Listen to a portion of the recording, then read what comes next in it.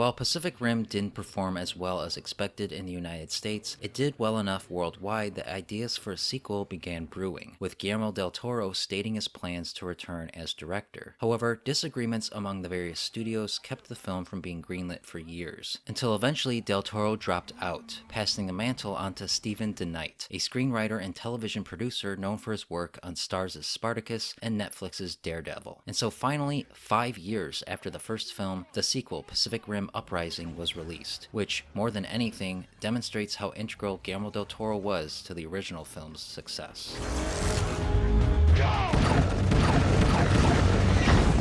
It's been 10 years since the breach was sealed, and the world has been rebuilt, though the Jaeger program still exists, ever watchful of the possibility that it could be reopened. Jake Pentecost, estranged son of the legendary stacker Pentecost, is encouraged by his sister Mako to return to the Pan-Pacific Defense Corps, where, along with his ex-co-pilot Nate Lambert, will oversee the training of a new batch of cadets, including 15-year-old orphan and Jaeger enthusiast Amara Namani. However, the Jaeger program may soon become obsolete with the advent of a new drone system created by the Shao Corporation, and when a rogue Jaeger shows up out of nowhere, it appears those behind the Kaiju invasion may have found an alternative means to reopening the breach.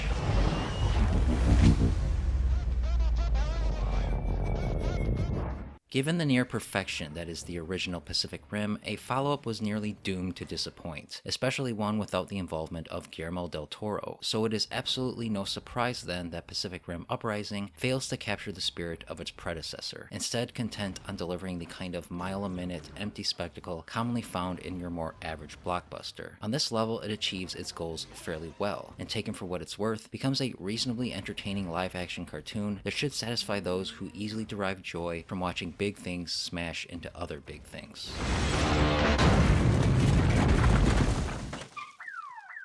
Yes, Pacific Rim Uprising is an enjoyable enough monster romp, though there is certainly no denying that much of the magic that made the first film such a powerful cinematic experience is gone. The film lacks the operatic majesty and grandeur of its predecessor. Here, the storytelling is less focused and more mechanical, though that doesn't mean it doesn't take some risks. The most surprising thing about Uprising is that it doesn't take the easy route of getting the Kaiju involved again, which is admirable, but it leads to less than satisfying developments. The story takes a long time to get going, yet also never stops to develop anything too deeply.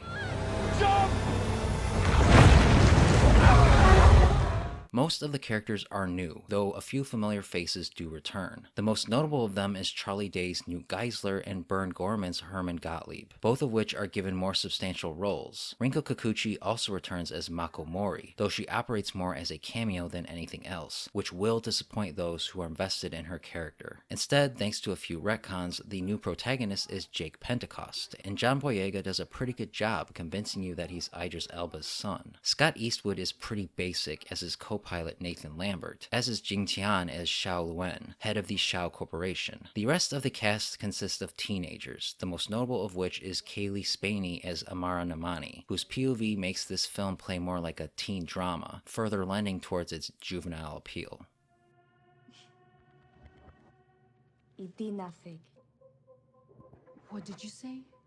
Idina fig. Am I saying that right? Yep.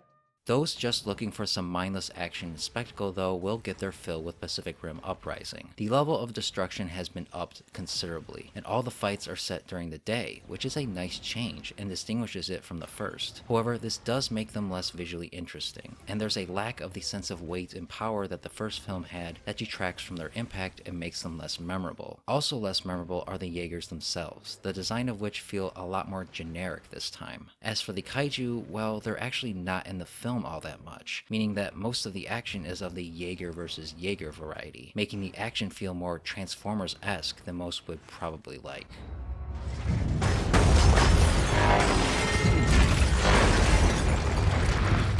Overall, Pacific Rim Uprising isn't a terrible film by any stretch. The action is well staged, and it's all filmed clearly and concisely. The world that the first film built is still interesting, and there is some fun to be had in returning to it. But while the story does take some risks, in doing so it callously disregards much of what fans of the original cared about. The whole time you just can't shake the feeling that this is an unnecessary sequel that undermines the conclusive ending of the first. It lacks the purity of its predecessor. It's more complicated, noisy, cheesy and unfocused. Everything about it is generic, down to the soundtrack, which lacks a single memorable tune. So while there is actually a lot to enjoy here on the most superficial level, overall you just can't help but wonder if Pacific Rim ever needed a sequel.